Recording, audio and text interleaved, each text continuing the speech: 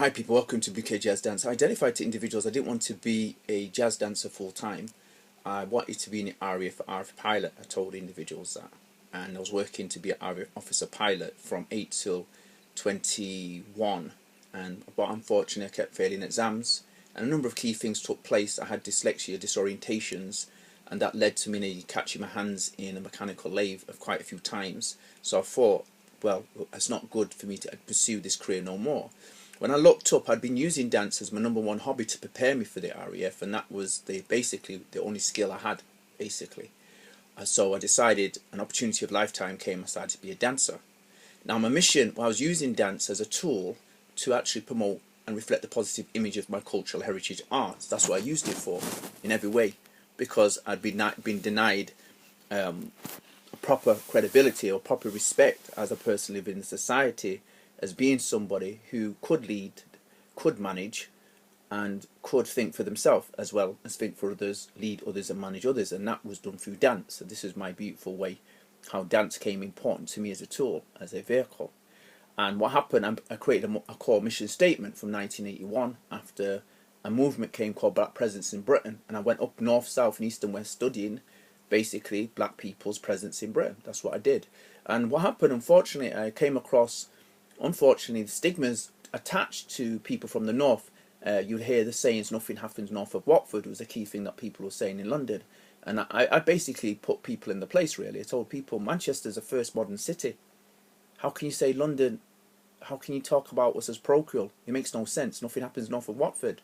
The first modern industrial city in the world happened ahead of everybody for nearly 200 years. It doesn't make no sense. The first computer, the splitting of the atom, first transatlantic aviation, many departments, engineering departments from Manchester came to be in London. It made no sense. Laban, Creative Dance, the Tate Gallery, all them things came from Manchester.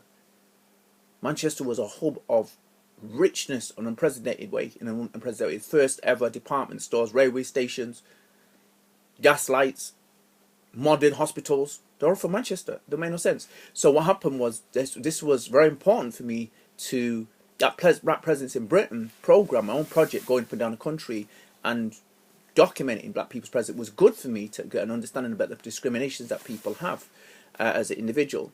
So what happened was, this is me, these are my photographs, and basically it's me basically endorsing, acknowledging this is me, my leadership, that I promoted positive images as an African diaspora person in Britain, and that's simply all I wanted to do.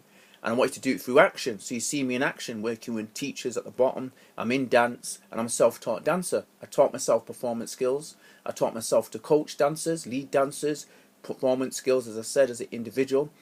So much different types of training. I went to dance college. People couldn't believe my portfolio, because I had a portfolio like this. That got stolen. So I had a lot of things where, unfortunately, I had a house fire that I lost everything. Just call it that way. 99.95% of all my lifelong archive was lost.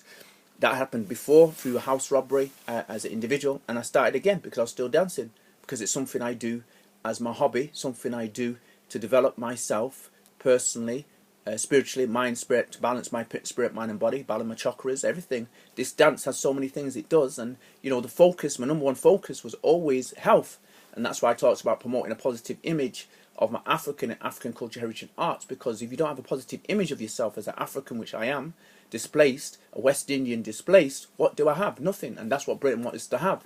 So basically I created a revolutionary movements, lifestyle and culture, Rebirth of the Cool, which was from '86, which was archiving my culture that existed. There was movements behind it, and it was a lifestyle. UK Jazz Dance out.